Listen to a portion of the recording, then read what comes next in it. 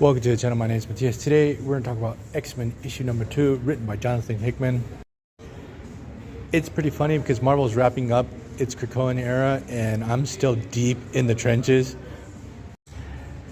Now, one thing I really liked about this issue, it revolves around Cyclops, Rachel Summers, and Nathaniel Dayspring Summers. Even though it's the version of Kid Cable, which I really do not like how he's characterized. But it's a really cool issue where we have a father bonding with his kids and they go on this adventure. Because I feel that Cyclops has been always shown to be a pretty terrible dad. And during the Krakoan era, he actually is shown to put a lot more effort in his role as a father.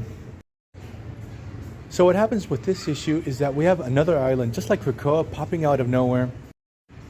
It is actually coming closer and closer to the island. So we have Cyclops going on a reconnaissance mission with his two kids.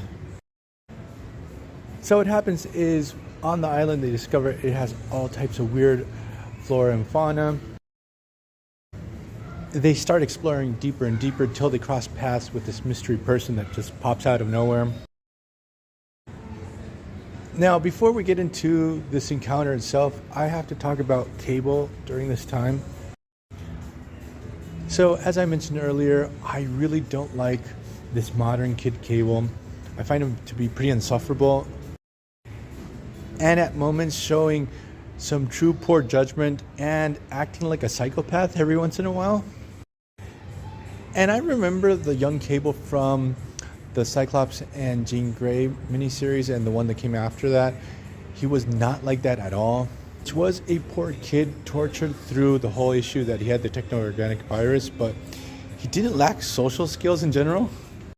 He did not become battle-hardened until much later in life. So what happens here, the character that they come across, his name is the Summoner.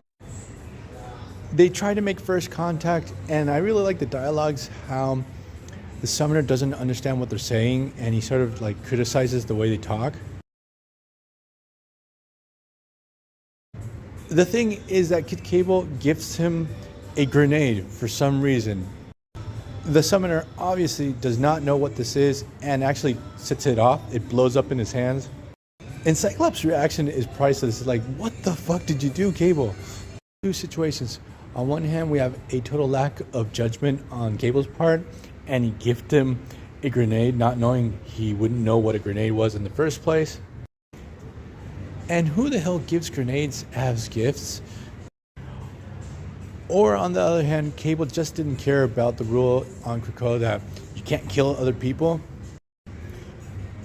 He understood that this guy was a hostile and just was hoping he would just blow up. That he would make the mistake and set off the grenade in the first place. The thing is that the Summoner is not happy, and what he does is that it seems that his powers are to invoke these eldritch type of monsters. So now we have Cyclops and company having to deal with these crazy powerful monsters. So it happens with Rachel. She actually downloads the whole Krakoan language into the Summoner's mind so they can communicate. And it's pretty funny because the first thing that the Summoner asks is, were they trying to kill him in the first place?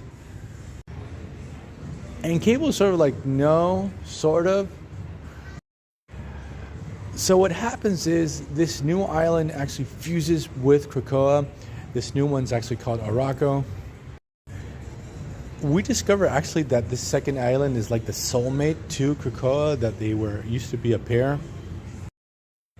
Something terribly wrong had gone down in the past, and that's why they were separated. So we get this fascinating revelation that once the Summoner is allowed on to Krakoa, it's established that he's a mutant. He has an encounter with Apocalypse where we discover that the Summoner is actually Apocalypse's grandson, that his mother was the original war. So it's implied in the story that Apocalypse had 4 kids originally, and they were the 4 horsemen of Apocalypse. And what's going to be really cool is that they're going to really build up in Sabanor's mythos in general from this point on, all the way up to the X of Swords crossover. So we're going to leave this video here. I hope you guys liked it. See you guys next time. Bye.